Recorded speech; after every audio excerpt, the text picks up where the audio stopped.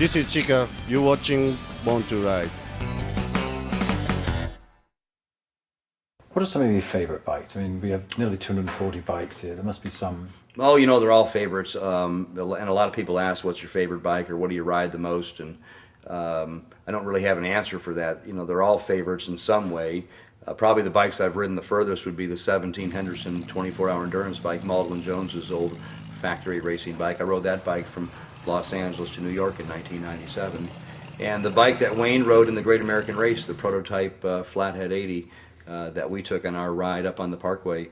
What a great bike that is. I've ridden it probably 30 or 40,000 miles in the last 10 years.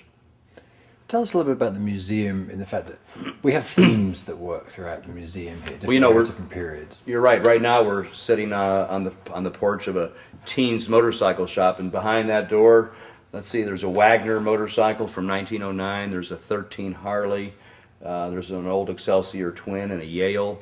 There's actually 28 brands of American motorcycles here, and right around us there's some interesting machines. 1916 Flying Merkel, the rare messenger pigeon carrier that many people enjoy. And the other thing that really makes this look is all the pictures, posters, and all the things inside that building that are all very representative of a teens motorcycle shop. Further in the back is a recreation of an old Harley-Davidson dealer in Energy, Illinois, George Swim. And the workbenches and tools and fixtures, many of the bikes in that back shop were George's stuff.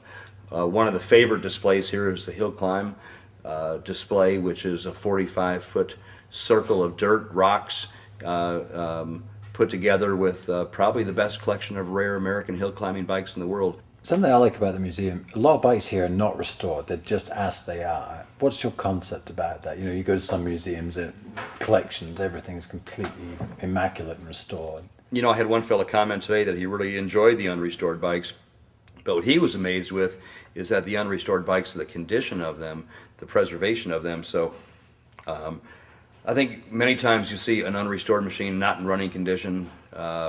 What you're going to find here is hopefully mechanical perfection. So all these old machines that have passed through the shop, before they get out the door, I try to do what I have to do to make it run and drive. So part of the integrity of this museum is keeping these rare motorcycles alive, whether they're in original condition or a restored beauty.